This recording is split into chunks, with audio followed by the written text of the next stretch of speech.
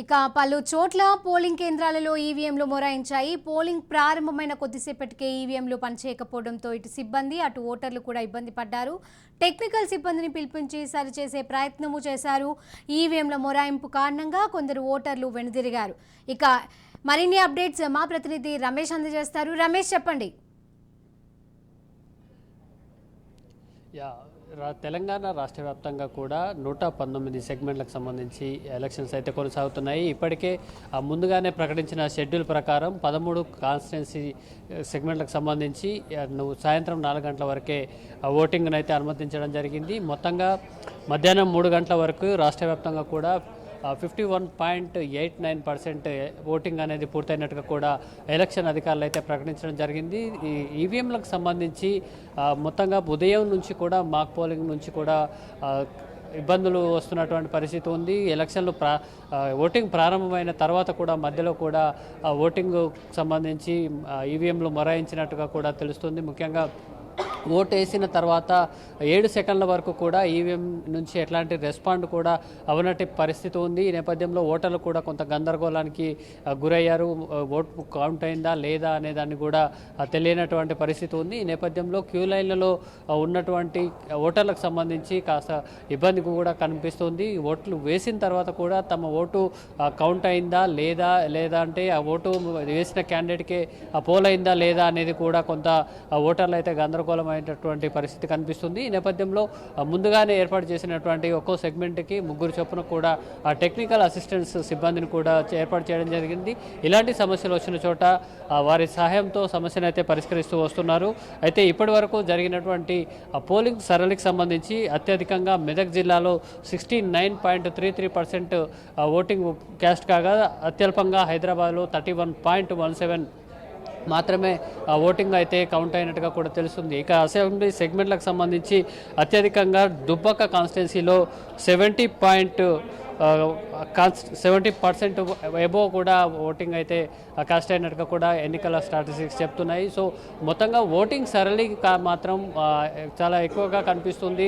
ఈసారి ఓట్లు వేసేందుకు కూడా ముఖ్య రూరల్ ఏరియాస్లో ఓటర్లు చాలా ఆసక్తిగా కూడా కనిపించారు.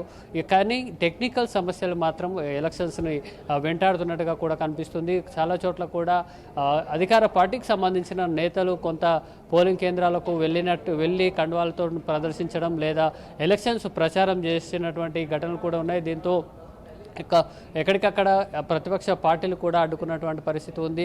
ముఖ్యంగా పోలింగ్ కేంద్రాల నుంచి 100 మీటర్ల లోపు కండువాల ప్రదర్శన చేయడం, ఎలక్షన్స్ పార్టీకి ఏదైనా పార్టీకి మద్దతుగా లేదా వ్యతిరేకంగా ప్రచారం చేయడం కూడా ఎలక్షన్ కోడ్ ఉల్లంఘనలో ఉంటుంది. కానీ జిల్లాలో కానీ ఇటు హైదరాబాద్లో కూడా కొన్ని ప్రాంతాల్లో అభ్యర్థులకు సంబంధించినటువంటి వ్యతిరేక ప్రచారం చేయడంతో పాటు కొన్ని చోట్ల పార్టీకి సంబంధించినటువంటి కార్యకర్తలు నాయకులపై కూడా దాడులు జరిగినటువంటి ఘటనలు ఉన్నాయి. ఇట్లాంటి జరిగినప్పుడు అక్కడ ఉన్నటువంటి బందోబస్తులో ఉన్నటువంటి పోలీసు అధికారులు కూడా వెంటనే స్పందించి పరిస్థితిని అయితే అదుపులోకి తీసుకొచ్చినటువంటి పరిస్థితి ఉంది.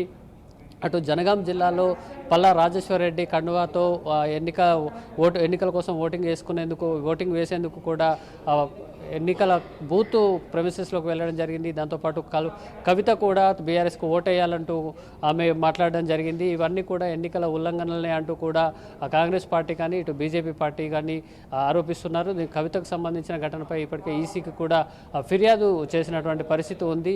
సో ఎన్నికలకు ఇటు నల్గొండ జిల్లా కనగల్ మండలంలో కూడా బీఆర్ఎస్కు సంబంధించిన అభ్యర్థి నాయకులు పోలింగ్ కేంద్రం బూత్లోకే నేరుగా వెళ్ళి ఓట్ల ప్రచారం చేస్తున్నారంటూ కూడా కాంగ్రెస్ నేతలు అయితే అడ్డుకున్నారు. సో ఇలాంటి చెదురుమదురు ఘటనలు మినహా పోలింగ్ అయితే ప్రశాంతంగానే జరుగుతుంది. ఎన్నికలకు సంబంధించి ఏదైతే మావోయిస్టు ప్రభావిత ప్రాంతాలు ఏవైతే ఉన్నాయో వాటికి సంబంధించినటువంటి 13 అసెంబ్లీ సెగ్మెంట్లకు మాత్రం సాయంత్రం 4 గంటల వరకే ముగిసినటువంటి పరిస్థితి ఉంది. ఇతర ప్రాంతాలకు సంబంధించిన అసెంబ్లీ సెగ్మెంట్లకు మాత్రం ఇంకా సాయంత్రం 5 గంటల వరకు ఓటింగ్ కొనసాగుతున్న నేపథ్యంలో భారీ క్యూ లైన్లు మాత్రం ఇంకా క్యూ లైన్లు కూడా భారీగానే ఉన్నారు. సో ఓటింగ్ శాతం అయితే పెరిగేటువంటి అవకాశం ఉంది. 5 గంటల వరకు ఎవరైతే క్యూ లైన్లోనూ ఉంటారో వారందరినీ కూడా ఏ రాత్రి అయినా సరే కానీ వారికి సంబంధించినటువంటి ఓటు క్యాస్ట్ అయ్యే వరకు కూడా ఎన్నికల విధులు కొనసాగనున్నాయి. ఓటు క్యాస్ట్ కూడా కొనసాగేటువంటి పరిస్థితులు కూడా ఉన్నాయి. Right, thank you Ramesh.